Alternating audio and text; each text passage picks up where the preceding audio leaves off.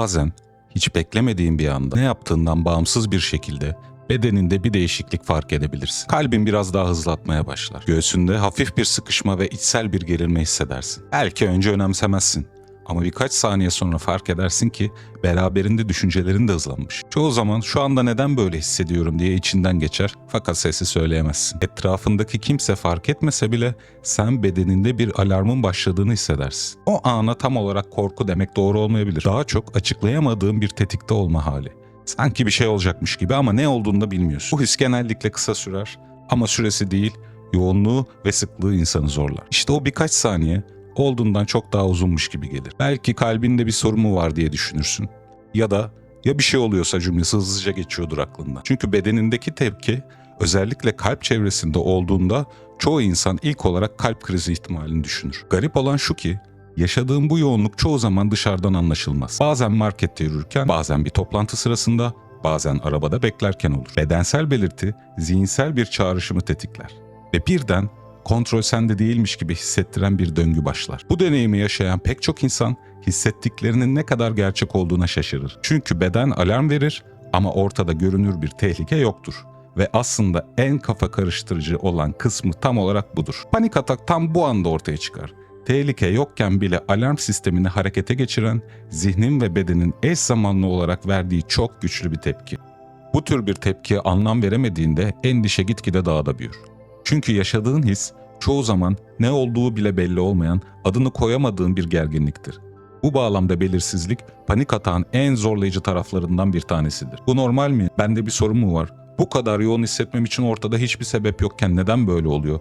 Gibi sorular zihinden hızlıca geçmeye başlar. Bu sorular aslında zayıflık göstergesi değil, tam tersine bedenin ve zihnin kendini korumak için gösterdiği bir tepkiye anlam verme çabasıdır. Sinir sisteminin bir alarm verdiğini fark ettiğinde onu tehdit olarak yorumlamak oldukça insani bir reaksiyondur. Panik atağı bu kadar kafa karıştırıcı yapan şey, yaşanan bedensel tepkinin çalışma prensibiyle gerçek tehlike düzeyi arasındaki farktır. Yani alarm çok güçlü çalar ama ortada görünen bir yangın yoktur. Bu da kişide hem şaşkınlık hem kontrol kaybı hissi yaratabilir. Bu deneyimin bu kadar yoğun hissettirilmesinin belirli bir açıklaması var. Şimdi bunun sinir sistemi üzerinde nasıl bir mekanizma ile ortaya çıktığına ve beynin bu durumda neden alarmı bu kadar hızlı devreye soktuğuna biraz değinelim. Bu hissin neden bu kadar güçlü olduğunu anlamlandırmak zor olabilir ama bilimsel açıdan baktığımızda bu tepkinin aslında belli mekanizmalara dayandığını görebiliriz.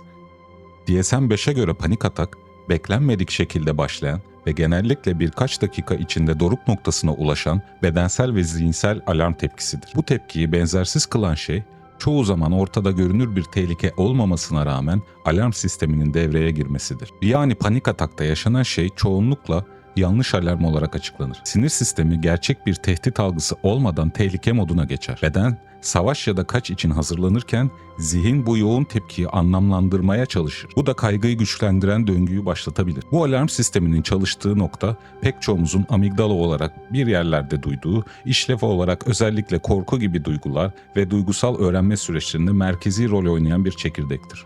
Amigdala, beynin medyatemporal lobunda yer alır ve limbik yani duygusal sistemin bir parçası olan çekirdekler grubundan sadece bir tanesidir. Bu bağlamda beyinde tehlike algısını hızlıca değerlendiren yapı yine amigdaladır. Fakat bazen amigdala bir tetikleyici olmamasına rağmen alarm sinyali gönderir. Bu nedenle kişi kendini güvende olsa bile bir risk varmış gibi hisseder.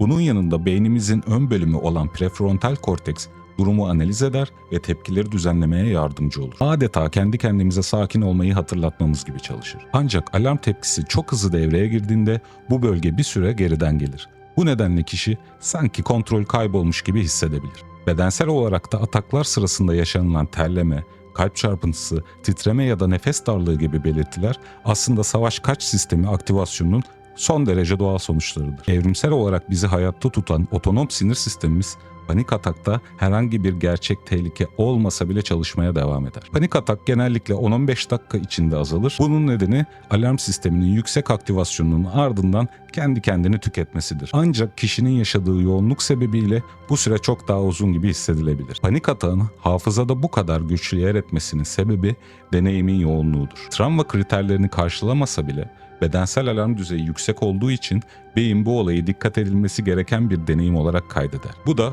sonraki atak kaygı ve korkusunu besleyebilir. Bazı kişiler bu deneyimin travmaya benzeyip benzemediğini merak edebilir. Bu noktada küçük ama önemli bir farktan bahsetmek isterim.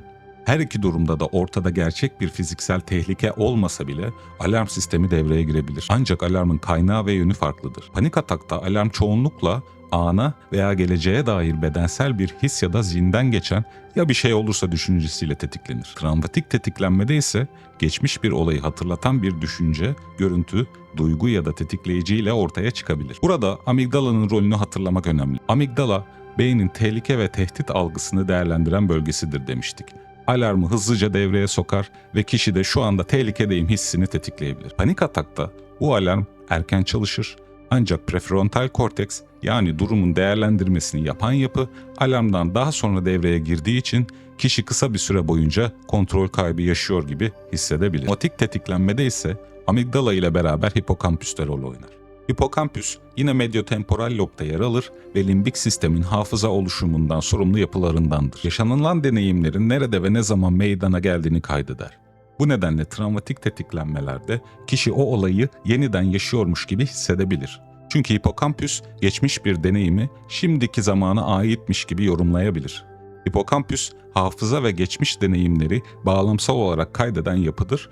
Bu nedenle kişi aslında o anı adeta yeniden yaşıyormuş gibi hissedebilir. Yani panik atakta şimdi bana bir şey olacak endişesi varken travmatik tetiklenmede o olay yeniden oldu ya da olabilir algısı görülebilir. Bu nedenle panik atak başlı başına bir travma değildir aslında.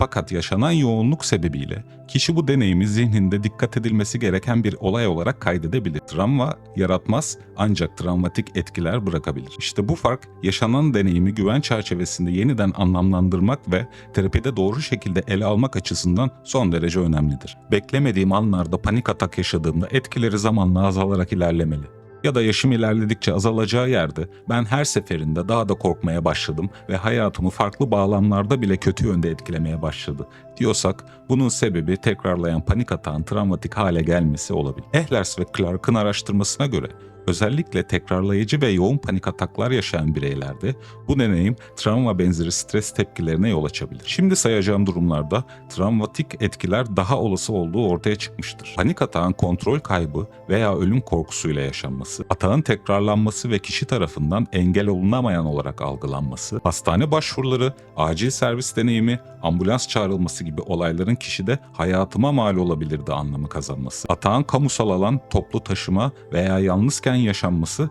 ve tekrarlanma beklentisinin gitgide artması. Bu durumda kişinin panik atağa karşı geliştirilen korkusu, travmatik yeniden yaşantı, intrüzyon yani kontrolümüz dışında zihnimizde beliren rahatsız edici düşünceler haline gelebilir. Son olarak da DSM-5'te bu durum travma sonrası stres bozukluğu olarak sınıflanmaz ancak panikle ilişkili travmatik stres tepkileri kavramı bilimsel olarak literatürde yer alır. Peki biraz da bu durumda ortaya çıkabilen bilişsel sorunlardan bahsedelim. Panik atak sırası ve sonrasında en çok rastlanan bilişsel durumlar arasında yine yaşayacağım korkusu, acaba kalbim yine mi hızlandı gibi içsel beden sinyallerini sürekli tarama, bu sefer hakikaten öleceğim galiba diyerek felaketleştirme senaryoları, evden çıkmama, yalnız kalmama, toplu taşıma ve kişisel aracını kullanmama gibi aşırı kaçınma davranışları, bunun yanında düşünce ve gerçeğin iç içe geçmesi veya ayırt edilememesi, aynı zamanda da bedensel hislerin abartılı olarak algılanması yer almaktadır.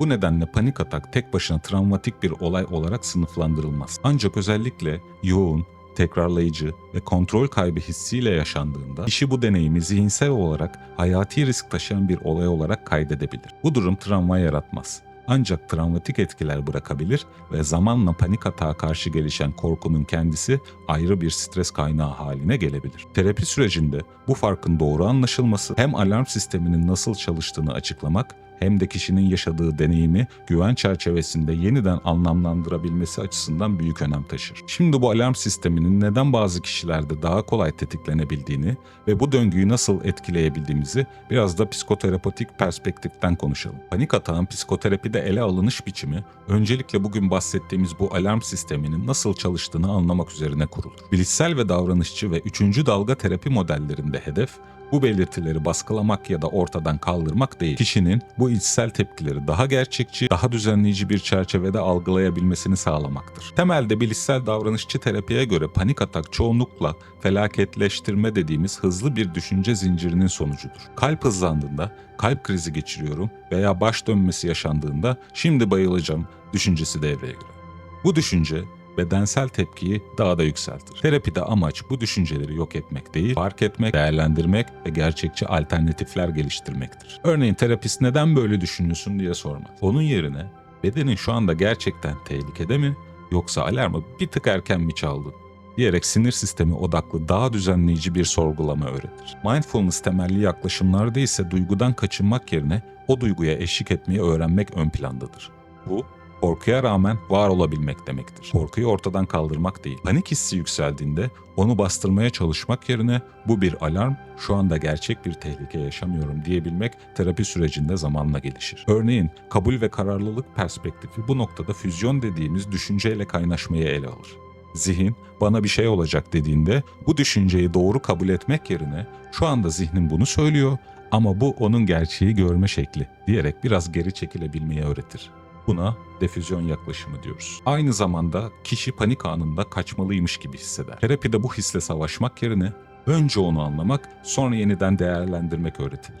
Çünkü aslında birçok durumda kaçmak değil, o anda kalabilmek daha düzenleyici ve günlük hayatımıza daha uygun olacaktır. Özet geçmek gerekirse, psikoterapide amaç panik atağı tamamen ortadan kaldırmaktan çok onunla kurulan ilişkiyi yeniden düzenlemektir. Kişi bu atakları fark ettiğinde artık tehlike mi yoksa alarm mı sorusu sorulabilir hale geldiğinde alarm sistemi kendiliğinden daha az yoğun çalışmaya başlayacaktır.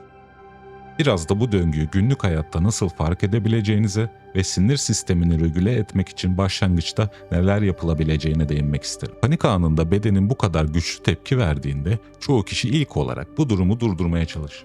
Ancak deneyimler gösteriyor ki yoğun tepkiyi bastırmaya çalışmak bazen atak döngüsünü daha da hızlandırabilmektedir. Bunun yerine ilk adım olup biteni fark etmek ve kısa bir iç gözlem yapabilmektedir. 1. Ne oluyor yerine şu anda ne hissediyorum sorusu. Panik anında zihin otomatik olarak sorduğu soru genellikle şudur: kötü bir şey mi oluyor? Terapide öğrenilmeye çalışılan ise bu soruyu şöyle çevirebilmektir: şu anda bedenim ne yaşıyor ve bu his gerçek bir tehlikeye mi karşılık geliyor? Bu soru farkındalık geliştirir, alarmı değil değerlendirmeyi aktif hale getirmeyi pratik eder.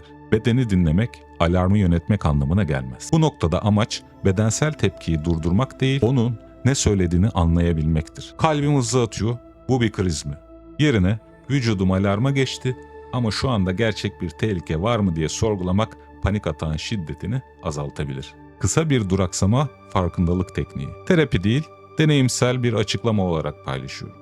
Kişiler bazen sadece 2-3 saniyelik kısa bir içsel duraksama ile tepkiyi tamamen değiştirmese bile kontrol duygusunu yeniden hatırlayabilir. Örneğin bu his geldi. Daha önce de hayatımda geldi ve geçti. Şu anda yalnız da değilim. Sadece sinir sistemim alarmda bu hatağı durdurmaz ancak yaşanacak deneyimi daha düzenleyici hale getirebilir. Alarmı durdurmaya çalışmadan orada kalabilmek.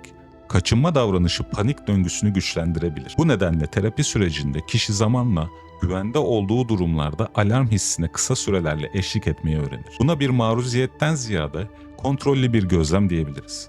Ama bu süreç mutlaka uzman eşliğinde yapılandırılır. 5.